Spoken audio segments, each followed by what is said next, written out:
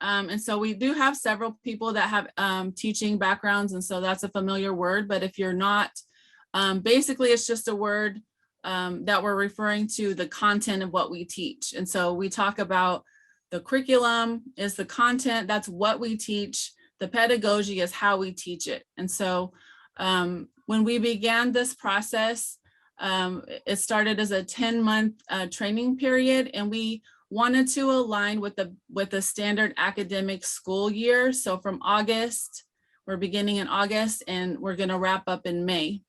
And so that gives us time to have our language fair, which is something for our community, but it's also going to be a time when you all will demonstrate the end of your training period or this training year.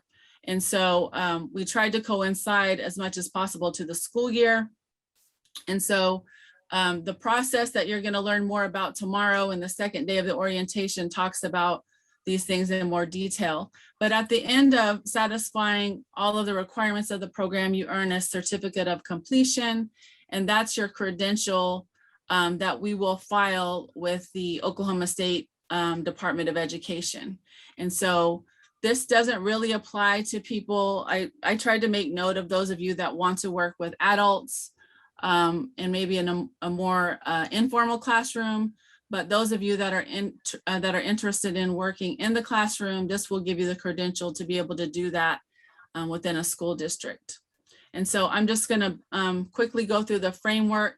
And when we get to the part of our orientation that talks about our Google Drive, a lot of the materials that we share and that we have developed will be available to you through our Google Drive. And so this is a document also that is uploaded, and so you'll be able to read this more closely if I go too quickly here. So, okay, so the framework basically of how we approach teaching Kiowa, it is to encompass contemporary life. That is how Kiowa people live today, our history, which is connected to that contemporary identity, what it means to be a Kiowa person today, how was that identity formed in the historical context behind that, and then also the culture.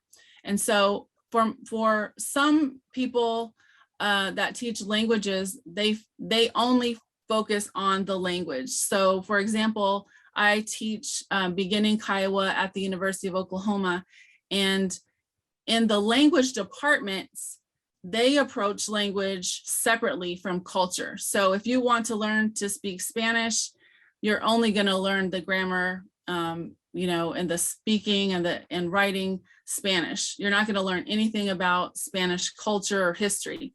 Of course, they have course offerings to teach you that.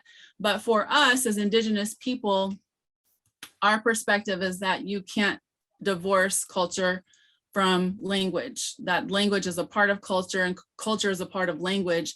And for our purposes, there's no reason to separate those things.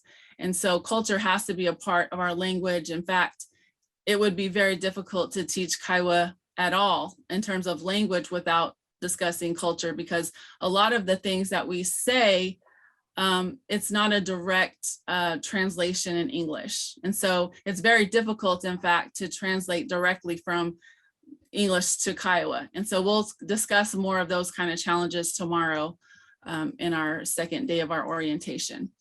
But contemporary life, so we don't want to teach as if we are, you know, living in the past. How do we use language today?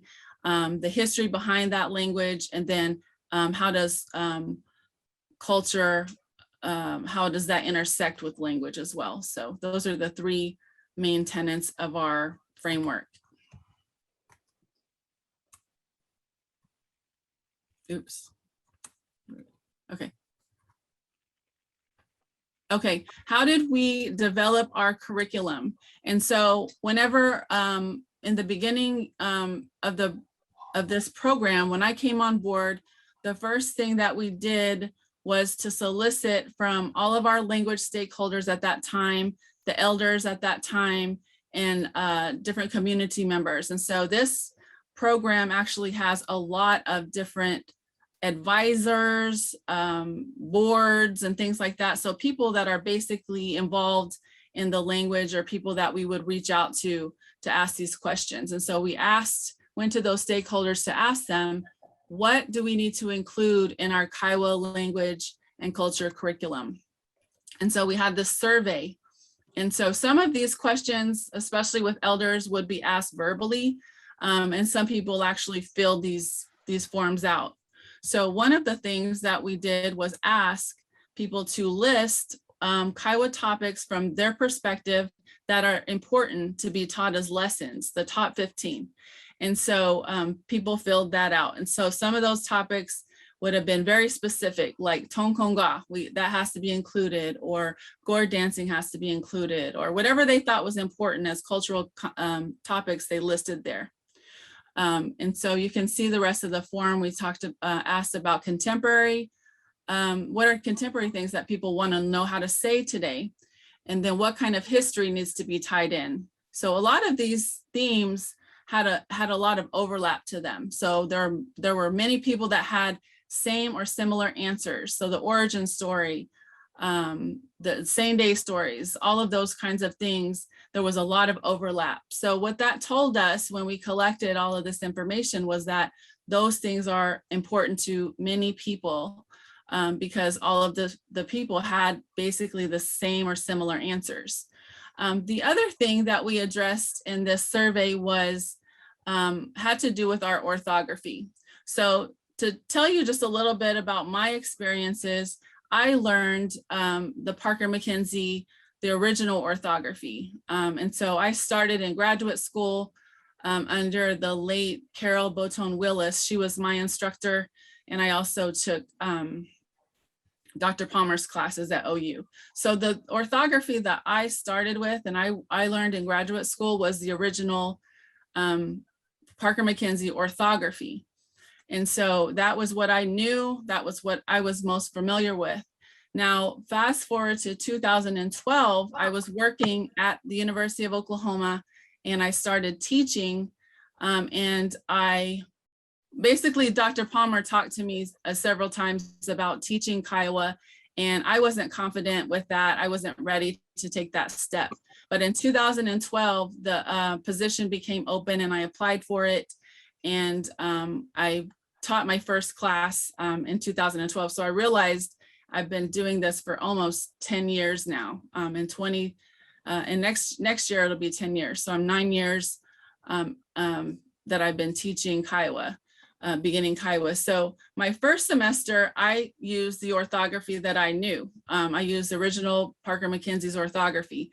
At the end of that semester, the other people that were teaching in the department approached me with some of the first modifications to the orthography. And so to be honest with you, those first changes, I myself was not thrilled about it because I had just finished my first semester teaching. It wasn't the system that I knew and was most familiar with. And now I was being asked to change it all. And so I was not happy about that. But when it was presented to me that because we're all speaking English as our first language, and we all know how to read and write English, these changes that we're making are going to make it easier for people that speak and write English to learn Kiowa.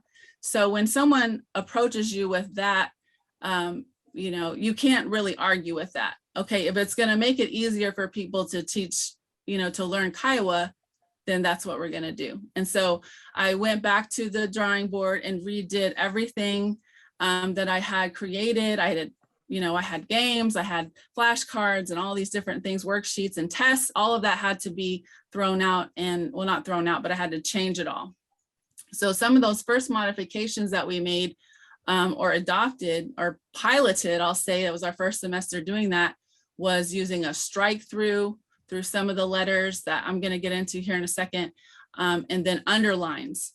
And so when me working with college students, what I figured out very quickly is that I wanted to utilize their knowledge of technology And so we started right away developing different kind of language games in my classes. What I figured out was that the strike through and the underline, which a strike through is a letter with a line through it.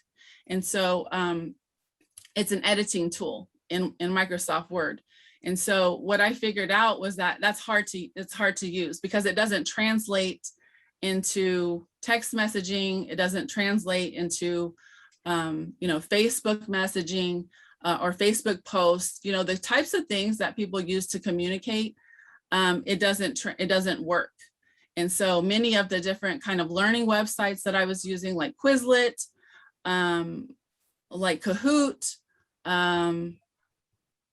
there's another one, not Quizlet. Anyway, there's several that we use now, but those symbols would not work in those kind of technologies. So I knew that this is not going to be a long-term, it's not going to be long-term because it doesn't work with all these things that we're trying to use. And so when I came into the program, I talked about all of those kind of challenges with the modifications that we made to the orthography and how that was working so far. And so instead of going down that path and continuing to use symbols that we know is not going to work with technology that we have today, certainly is not going to get easier in the future with the more technology, more technologies that we'll have in the future. We started to look at what would work with the basic laptop, not the basic keyboard, what would work with the most basic Obama phone, Cricket phone, what are the basic punctuations and symbols that are available to everybody. And so we narrowed it down to these. So if you look below the text boxes here, we kind of narrowed it down to these brackets and also parentheses and also the backslash.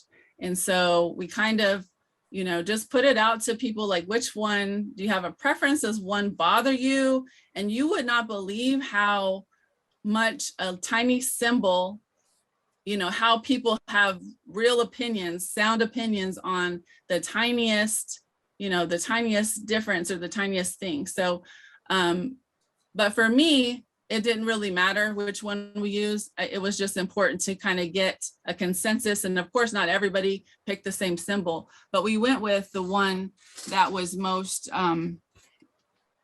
selected by folks. And so what we went with was the first one, which is the left bracket. So if you look on your computer, wherever you're sitting, the left bracket is right next to the P. Everybody has it. You have it on your cell phone. It's on your keyboard. You don't have to have the special shortcut or a special key. It's right there on your keyboard. And so that was the one that was decided in the survey. And then we also talked about lessons, how to structure our lessons. And so we went with weekly lessons or biweekly lessons. We went with the 15 lessons for the semester. So that was the survey that we started with. And that was in 2017.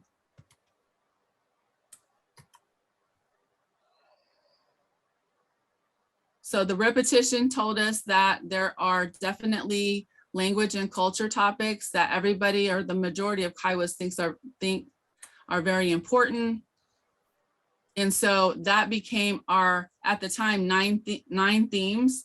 We made it 10 themes because what was pointed out later is that we really need to make the sounds of Kiowa its own lesson. So before, when we first started out, we jumped right into the first, I think it's daily life and conversation. We jumped right into that and we kind of surpassed just the basic sounds of Kiowa. So that's what we're doing tonight. We're going to address the basic sounds of Kiowa.